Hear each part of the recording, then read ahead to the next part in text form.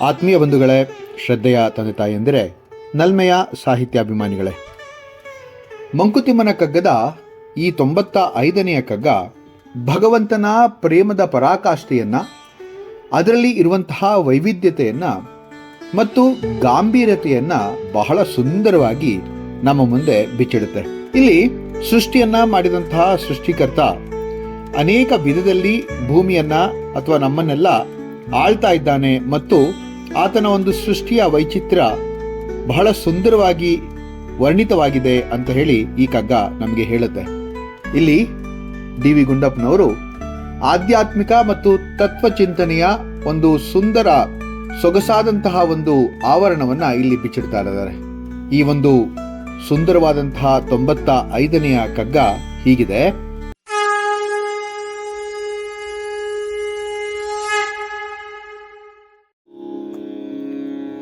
ಶ್ಯಾಮ ಸುಂದರನವನೆ ಚಕ್ರಿ ನರಹರಿಯಂತೆ, ಸೋಮಶಂಕರನೆ ಭೈರವ ರುದ್ರನಂತೆ, ಹೈಮವತಿ ಶಿವೆ ತಾನೆ ಕಾಳಿ ಚಂಡಿಕೆಯಂತೆ, ಪ್ರೇಮ ಘೋರಗಳೊಂದೆ ಮಂಕುತಿಮ್ಮ ಮಂಕುತಿಮ್ಮ. ಶ್ಯಾಮ ಸುಂದರ ಅಂತ ಹೇಳಿದ್ರು. ಶ್ರೀಕೃಷ್ಣ ಪರಮಾತ್ಮನನ್ನ ಶ್ಯಾಮ ಸುಂದರ ಅಂತ ಕರೀತಾರೆ. ಯೋಚನೆ ಮಾಡಿ ನೋಡಿ, ದೇವೋತ್ತಮ ಪರಮಪುರುಷನ ಒಂದು ಅಸ್ತಿತ್ವ ಹಾಗೂ ಆತನ ಒಂದು ವಿವಿಧ ರೂಪಗಳೇ ಈ ಒಂದು ಸೃಷ್ಟಿಯಲ್ಲಿ ಇರ್ತಕ್ಕಂತಹ ಎಲ್ಲಾ ಮಜಲುಗಳು ಅಥವಾ ಆಯಾಮಗಳು ಅಂತಂದ್ರೆ ತಪ್ಪಾಗಲ್ಲ. ಈ ಕಗ್ಗ ಶ್ಯಾಮ ಸುಂದರನೂ ಅವನೇ, ಶಿಶುಪಾಲನನ್ನ ಕೊಂದಂತಹ ವಿಷ್ಣುವು ಕೂಡ ಅವನೇ ಅಲ್ವಾ? ಕೃಷ್ಣನೇ ಕೊಂದಿದ್ದಾದ್ರೂ ಕೂಡ ವಿಷ್ಣುವಿನ ಅವತಾರನೇ ಕೃಷ್ಣ ಅಲ್ವಾ? ಹಿರಣ್ಯ ಕಶ್ಯಪವನ್ನ ಕೊಲ್ಲಲು ಘೋರ ರೂಪವನ್ನ ತಾಳಿದಂತಹ ನರಸಿಂಹ ಅಥವಾ ನೃಸಿಂಹ ನರಹರಿ ಕೂಡ ಅವನೇ ಅಲ್ವೇ? ಚಂದ್ರಮೌಳಿಯಾಗಿರುವಂತಹ ಶಿವ ಸೋಮಶೇಖರನು ಅವನೇ, ಹಾಗೆಯೇ ಕಾಲ ಭೈರವನಾದ ರುದ್ರನು ಕೂಡ ಅವನೇ ಅಲ್ವಾ? ಹಿಮವಂತನ ಮಗಳಾಗಿ ಜನಿಸಿದಂತಹ ಗೌರಿಯೂ ಅವನೇ, ಭಯಂಕರ ಚಂಡಿ ಕಾಳಿಕಾದೇವಿಯೂ ಅವನೇ ಅಂತಂದ್ರೆ ಇಲ್ಲಿ ತಪ್ಪಾಗಲ್ಲ. ಇದೇ ರೀತಿ ಪ್ರೇಮ ಮತ್ತು ಘೋರಗಳ ಬೇರೆ ಬೇರೆ ರೀತಿಯನ್ನ ಇಲ್ಲಿ ಒಂದೇ ಅಂತ ಹೇಳುವಂತಹ ಸುಂದರವಾದಂತಹ ಕಗ್ಗ ಇದಾಗಿದೆ. ಪ್ರೇಮ ಮತ್ತೆ ಘೋರಗಳು ಬೇರೆ ಬೇರೆ ಅಲ್ಲ, ಇವುಗಳೆಲ್ಲವೂ ಕೂಡ ಭಗವಂತನ ವಿವಿಧ ರೂಪಗಳಷ್ಟೇ ಅಂತ ಹೇಳಿ ಹೇಳುವಂತಹ ಮಾತು. ಶ್ಯಾಮ ಸುಂದರನು ಅಂತ ಹೇಳಿದ್ರು, ಅದು ಕೃಷ್ಣನ ರೂಪ. ಬಹಳ ಮೃದುವಾದ, ಸುಂದರವಾದ, ಮೋಹಕವಾದ ರೂಪ. ಚಕ್ರಿ ಅಂದಾಗ ವಿಷ್ಣುವಿನ ರೂಪ, ಅಂದ್ರೆ ಚಕ್ರಧಾರಿ, ವಿಶ್ವದ ರಕ್ಷಕ. ಶ್ಯಾಮ ಸುಂದರನವನೇ ಚಕ್ರಿ ನರಹರಿಯಂತೆ, ಇದು ಮೊದಲನೇ ಸಾಲು. ನರಹರಿ ಅಂತಂದ್ರೆ ನೃಸಿಂಹ ರೂಪ. ಪ್ರಹ್ಲಾದನ ದೈವಿ ಭಕ್ತಿಯನ್ನ ಮೆಚ್ಚಿ ಆತನನ್ನ ಸಂರಕ್ಷಿಸಲು, ಆತನ ತಂದೆಯಾದ ಹಿರಣ್ಯಕಶ್ಯಪವನ್ನ ನಾಶಪಡಿಸಲು ವಿಷ್ಣು ಅವತಾರ ಮಾಡಿದಂತಹ ಒಂದು ಭಯಂಕರವಾದಂತಹ ರೂಪ ನಾರಸಿಂಹ ರೂಪ. ಆ ನಾರಸಿಂಹ ಧರ್ಮದ ರಕ್ಷಕ ಕೂಡ ಅಲ್ವಾ? ಸೋಮಶೇಖರ ಅಂತ ಹೇಳಿದ್ರು. ಸೋಮಶೇಖರನೇ ಭೈರವ ರುದ್ರನಂತೆ. ಸೋಮಶೇಖರ ಅಂದ್ರೆ ಶಾಂತಿ ಸ್ವಭಾವದ ಶಿವ. ಅದು ಸೋಮ, ಸೋಮ ಅಂದ್ರೆ ಚಂದ್ರ, ಚಂದ್ರನನ್ನ ತಲೆಯಲ್ಲಿ ಅಥವಾ ತಲೆಯ ಮೇಲೆ ಧರಿಸಿರುವಂತಹ ಸೋಮಶೇಖರ. ಭೈರವ ಅಂತ ಹೇಳಿದ್ರು, ರುದ್ರ ಅಂತ ಹೇಳಿದ್ರು. ಇವೆರಡು ಕೂಡ ಶಿವನ ಕ್ರೂರ ಮತ್ತು ಪ್ರಳಯ ರೂಪಗಳು. ಹೈಮವತಿ ಶಿವೆ ತಾನೇ ಕಾಳಿ ಚಂಡಿಕೆಯಂತೆ. ಎಷ್ಟು ಸುಂದರವಾಗಿದೆ ನೋಡಿ ಈ ಒಂದು ಹೋಲಿಕೆ ಮತ್ತೆ ಏಕದೇವೋಪಾಸನೆಯ ಒಂದು ಸುಂದರವಾದಂತಹ ಸೊಗಸು.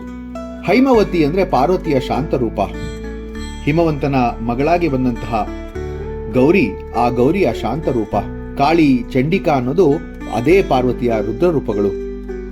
ಪ್ರೇಮ ಘೋರಗಳೊಂದೇ ಮಂಕುತಿಮ್ಮ. ಎಷ್ಟು ಸುಂದರವಾಗಿ ಈ ಪ್ರೇಮ ಮತ್ತೆ ಘೋರ ಎರಡು ಕೂಡ ಒಂದೇ ಅಂತ ಹೇಳ್ತಾರೆ. ಈ ಪ್ರೇಮವೇ ಇದರೆಲ್ಲರ ಮೂಲ ಅಂತಂದ್ರೂ ತಪ್ಪಾಗಲ್ಲ. ಅದು ಶಾಂತವಾದ್ರೂ ಕೂಡ ಹೌದು, ರುದ್ರ ರೂಪವಾದ್ರೂ ಕೂಡ ಒಂದೇ. ಈ ಒಂದು ಕಗ್ಗದಲ್ಲಿ ದೇವರ ವೈವಿಧ್ಯಪೂರ್ಣ ರೂಪಗಳ ಕುರಿತು ಚಿಂತನೆಯನ್ನ ಮಾಡ್ತಾ ಇದ್ದಾರೆ ಡಿ.ವಿ.ಜಿ. ಅವರು. ಒಂದೇ ಪರಮಾತ್ಮನು ಬಗೆ ಬಗೆಯ ಬಿಕ್ಕಟ್ಟಿನ ಬಗೆ ಬಗೆಯ ಒಂದು ಪ್ರೇಮದ ಮೂಲ ತತ್ವದ ಅವತಾರವನ್ನ ತಾಳ್ತಾನೆ ಅಂತ. ಇಲ್ಲಿ ವಿಷ್ಣು ಅಂತಕ್ಕಂಥವನು ಶಾಂತ ಮತ್ತು ರಕ್ಷಕ ರೂಪ. ಶ್ಯಾಮಸುಂದರ ಕೃಷ್ಣನ ರೂಪ ಮೃದುವಾಗಿದ್ದು ಹಾಡು, ನೃತ್ಯ ಮತ್ತೆ ಲೀಲೆಗಳಲ್ಲಿ ವಿಹರಿಸುವುದು ಆತನ ಒಂದು ಕರ್ತವ್ಯ ಅಥವಾ ಆತನ ಒಂದು ಲೀಲೆ. ಚಕ್ರಿ ಅಂದಾಗ ಧರ್ಮವನ್ನು ರಕ್ಷಿಸುವಂತಹ ಪರಮ ಪುರುಷೋತ್ತಮನ ರೂಪ. ನೃಹರಿ ಅಥವಾ ನರಸಿಂಹ ಅಂದಾಗ ಆ ಪ್ರಹ್ಲಾದನನ್ನ ರಕ್ಷಿಸಲು ಕೋಪದಿಂದ ಬರುವಂತಹ ಘೋರವಾದಂತಹ ರೂಪ. ಇವೆಲ್ಲವೂ ಕೂಡ ಒಂದೇ ದೇವನ ವಿಭಿನ್ನ ಅಭಿವ್ಯಕ್ತಿಗಳಲ್ವೇ? ಪ್ರೀತಿಯಿಂದಲೇ ಲೋಕರಕ್ಷಣೆ. ಪರಿತ್ರಾಣಾಯ ಸಾಧೂನಾಂ ವಿನಾಶಾಯ ಚ ದುಷ್ಕೃತಾಂ ಧರ್ಮ ಸಂಸ್ಥಾಪನಾರ್ಥಾಯ ಸಂಭವಾಮಿ ಯುಗೆ ಯುಗೆ.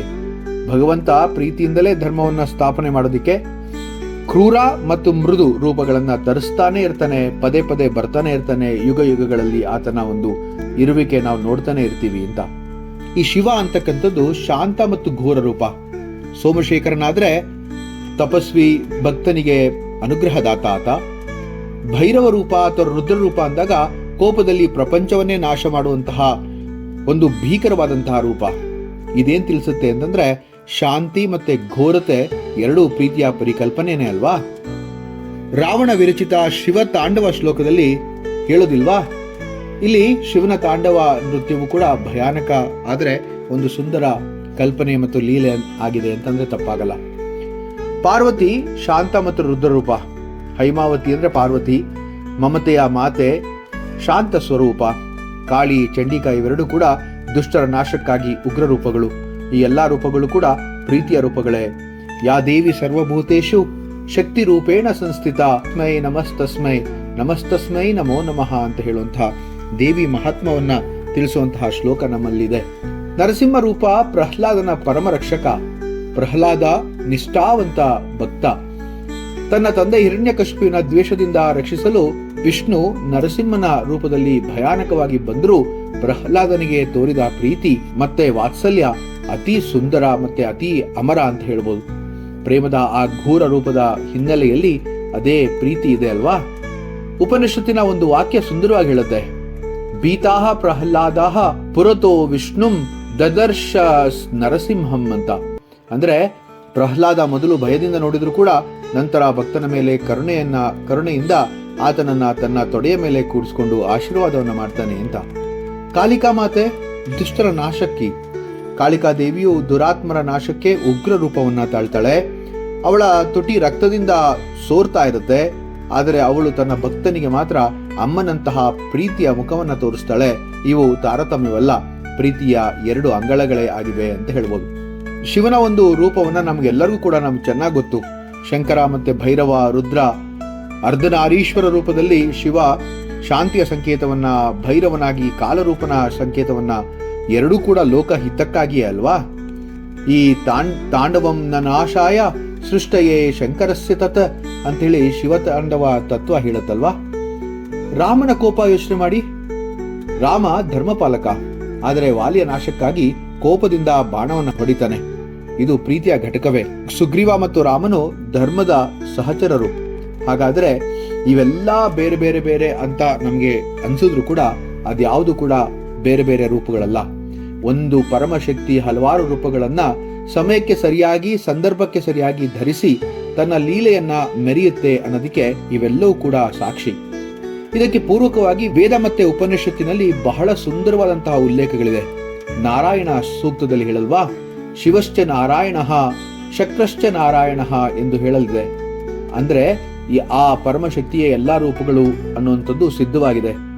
ವೇದಗಳಲ್ಲಿ ಅತಿ ಪುರಾತನವಾದ ಋಗ್ವೇದದ ಪುರುಷ ಸೂಕ್ತದಲ್ಲಿ ಹೇಳಲ್ವಾ, ಸ ಬ್ರಹ್ಮ ಸ ಶಿವ ಸ ಹರಿಹಿ ಸೇದ್ರಃ ಸೋಕ್ಷರಃ ಪರಮಸ್ವರಾಟ್ ಎಂದು ಎಷ್ಟು ಸುಂದರವಾಗಿ ಹೇಳಿದೆ ನೋಡಿ. ಆದರೆ ಈ ಎಲ್ಲಾ ರೂಪಗಳು ಆ ಪರಮ ಪುರುಷನೇ ಧರಿಸಿ ನಮಗೆ ತನ್ನ ಭಿನ್ನತೆಯನ್ನ, ಸಾರ್ವಭೌಮತ್ವವನ್ನ, ಏಕತೆಯನ್ನ ತೋರಿಸ್ತಾನೆ ಅಂತ ಅರ್ಥ ಆಗ್ಬೇಕಲ್ವಾ? ಈ ಭಾಗವತದ ಒಂದು ಸುಂದರವಾದಂತಹ ಭಗವದ್ಭಕ್ತದಲ್ಲಿ ಹೇಳುವಂತೆ, ಶಿವೇಚ ಪರಮೇಶೇಚ ವಿಷ್ಣೋಚ ಪರಮಾತ್ಮನಿ ಸಮಬುದ್ಧ್ಯ ಪ್ರವರ್ತಂತೆ ದೇವೈ ಭಾಗವೋತ್ತಮಾಹ. ಇದು ಸುಂದರವಾದಂತಹ ಒಂದು ಮಾತು. ವೇದವೇ ಪುರಾಣ ಎಂದು ಎಲ್ಲರೂ ಕೂಡ ಒಪ್ಕೊಳ್ತಾರೆ. ವೇದ ಸತ್ಯವೆಂದು ಕೂಡ ಒಪ್ಕೊಳ್ತಾರೆ. ಆದರೆ ನಾವು ವೈಷ್ಣವರು, ಶೈವರು, ಅದು ನಮ್ಮ ದೇವರು, ಇದು ನಿಮ್ಮ ದೇವರು ಅಂತ ಹೊಡೆದಾಡಿ ಸಾಯ್ತೀವಿ. ನೀವು ವಿಭೂತಿ ಹಚ್ಕೊಳ್ಳಿ ಅಂತಾರೆ, ಇನ್ ಕೆಲವರು ಮುದ್ರೆ ಹಾಕೊಳ್ಳಿ ಅಂತಾರೆ, ಇನ್ ಕೆಲವರು ಇದೆಲ್ಲ ಬಿಟ್ಟು ಬರೀ ಕುಂಕುಮ ಇಟ್ಕೊಳ್ಳಿ ಅಂತಾರೆ. ಇದು ಬಹಳ ಮೂರ್ಖತನದ ಪರಮಾವಧಿ ಅಂತಂದ್ರೆ ತಪ್ಪಾಗಲ್ಲ. ಪ್ರೇಮ ಎಂಬುದು ಕೇವಲ ಮೃದುವಾದಂತಹ ಒಂದು ಸಬಲವಾದಂತಹ ಸ್ಪರ್ಶ ಅಲ್ಲ. ಕೆಲವೊಮ್ಮೆ ಅದು ಘೋರವಾದ ರೂಪವನ್ನು ಕೂಡ ತಾಳುತ್ತೆ. ಅದು ರಕ್ಷಣೆಗಾಗಿ, ನಾಶಕ್ಕಾಗಿ, ಧರ್ಮ ಸಂಸ್ಥಾಪನೆಗಾಗಿ. ಈ ಒಂದು ಸಂಕೀರ್ತನೆಯನ್ನ ತಾಳ್ಮೆಯಿಂದ ನೋಡುವ ದೃಷ್ಟಿ ನೀಡುತ್ತೆ ಈ ಒಂದು ಸುಂದರವಾದಂತಹ ಕಗ್ಗ. ಡಿ.ವಿ.ಜಿಯವರು ಹೇಳುವಂತಹ ವಿಷಯ ಏನಪ್ಪಾ ಅಂತಂದ್ರೆ, ದೇವರ ಎಲ್ಲಾ ರೂಪಗಳಾದರೂ ಶಾಂತವಾದರೂ ಕ್ರೂರವಾದರೂ ಪ್ರೇಮದ ವಿವಿಧ ಅಭಿವ್ಯಕ್ತಿಗಳೇ ಆಗಿವೆ. ಪ್ರೇಮಕ್ಕೆ ಘೋರತೆ ಎಂಬ ಮುಖವೂ ಕೂಡ ಇದೆ. ಅದು ಕಾಳಿಯದ್ದಾಗಲಿ, ರುದ್ರನದ್ದಾಗಲಿ ಅಥವಾ ನರಹರಿಯದ್ದಾಗಲಿ. ಪ್ರೀತಿ ಎಂದರೆ ಸದುದ್ದೇಶದಿಂದ ತೀವ್ರವಾದ ಕ್ರಮ, ಅನುವಾದಗೊಳಿಸೋಕ್ಕಾಗದೇ ಇರುವಂತಹ ಒಂದು ಸುಂದರವಾಗಿ ಕೆಲವೊಮ್ಮೆ ಮಮತೆಗಾಗಿ ಇರುತ್ತೆ, ಇನ್ ಕೆಲವೊಮ್ಮೆ ಭಯಂಕರವಾಗಿರುತ್ತೆ. ಆದ್ರಿಂದ ಪ್ರೀತಿಯ ಹಲವು ಮುಖಗಳನ್ನ ನಾವು ಈ ಸುಂದರವಾದಂತಹ ಕಗ್ಗದಲ್ಲಿ ನಾವು ನೋಡ್ತೇವೆ. ಈ ಒಂದು ಸುಂದರವಾದಂತಹ ಕಗ್ಗ, ಶ್ಯಾಮ ಸುಂದರನವನೇ ಚಕ್ರಿ ನರಹರಿಯಂತೆ, ಸೋಮ ಶಂಕರನೇ ಭೈರವ ರುದ್ರನಂತೆ, ಹೈಮವತಿ ಶಿವೆತಾನೆ ಕಾಳಿ ಚಂಡಿಕೆಯಂತೆ, ಪ್ರೇಮ ಘೋರಗಳೊಂದೇ ಮಂಕುತಿಮ್ಮ, ಪ್ರೇಮ ಘೋರಗಳೊಂದೇ ಮಂಕುತಿಮ್ಮ. ಮುಂದಿನ ಕಗ್ಗದೊಂದಿಗೆ ಮತ್ತೆ ಭೇಟಿಯಾಗೋಣ. ನಮಸ್ಕಾರ.